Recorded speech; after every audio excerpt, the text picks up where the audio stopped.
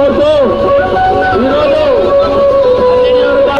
YSR Congress party super team పథకాలను అమలు చేయలేక వైఎస్ఆర్ కార్యకర్తలపై దౌర్జన్యాలు చేస్తూ ఈ ప్రభుత్వం భయపడి మరి ఈరోజు పూర్వం ఒక్కటే 2019లో ప్రాంతం తండ్రి ఒక పక్క, మరి కొడుకు ఒక పక్క, పవన్ కళ్యాణ్ గారు ఒక పక్క, ప్రతి ఒక్కరు కూడా మరి ప్రాంతాలను డివైడ్ చేసుకొని మరి ప్రతి ఒక్కరికి కూడా జగననిచ్చే పథకాలన్నీ కూడా మరి దానికంటే రెట్టింపు ఇస్తామని చెప్పేసి సూపర్ 6 హామీలు ఇస్తామని చెప్పిన పరిస్థితి గత ప్రభుత్వంలో మీరంతా కూడా మరి అయ్యా సీఎం గారితో ఒకటే అడుగుతున్నాం.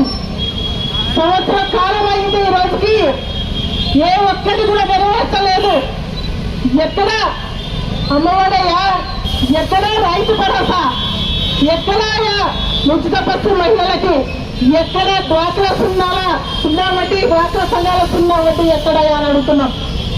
ఎక్కడ నిరుద్యోగ భృతి, మరి ఎక్కడ ఇవ్వండి మీరు చెప్పిన హామీలు. మరి లాస్ట్ కు డ్రైవింగ్ చేసే లారీ డ్రైవర్ల పరిస్థితి ఎలా ఉంటుందో అందరికీ కూడా తెలుసు.